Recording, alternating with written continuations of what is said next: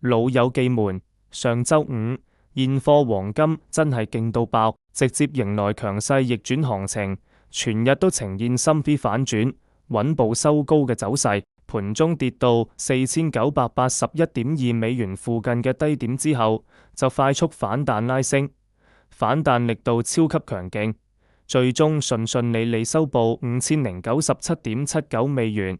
單日大升超過2%。最值得開心嘅係，金價成功站穩5000美元整數關口，一掃前幾日弱勢震盪嘅陰霾，走出咗好清晰嘅止跌反彈格局，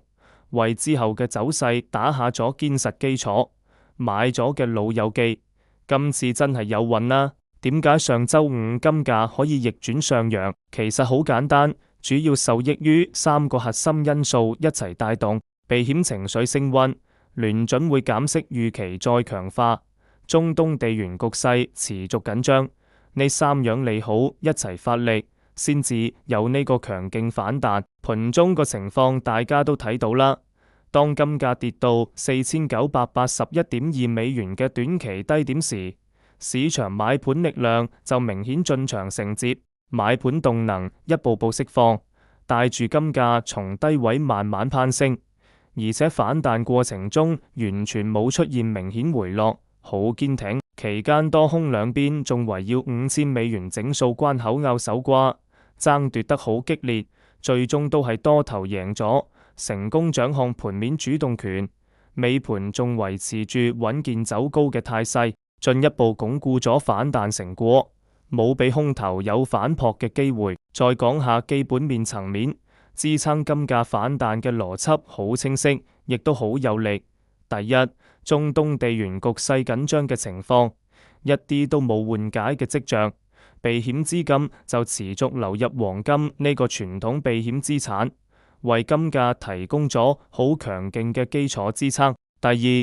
近期美國公布嘅各項經濟數據表現有好有壞，再加埋聯準會最新嘅會議紀要顯示，參加會議嘅官員對之後減息嘅時間點仲有好大分歧，冇達成共識。呢個信號一出，就進一步強化咗市場對今年內聯準會減息嘅預期。受呢個影響，美債收益率同美元指數一齊承壓走弱。大家都知啦，美元走弱，美債收益率下跌，對以美元計價嘅黃金都係利好，間接帶動金價反彈上行。第三，全球央行持續增持黃金儲備嘅長期邏輯一直都冇變過，亦都為市場買盤提供咗充足信心，大家都敢放心買入，唔使驚會大跌。以上所有內容都只係對上週五現貨黃金收盤嘅市場分析同觀點分享，純屬參考，絕對唔構成任何投資建議。大家如果憑住呢啲內容入市買賣，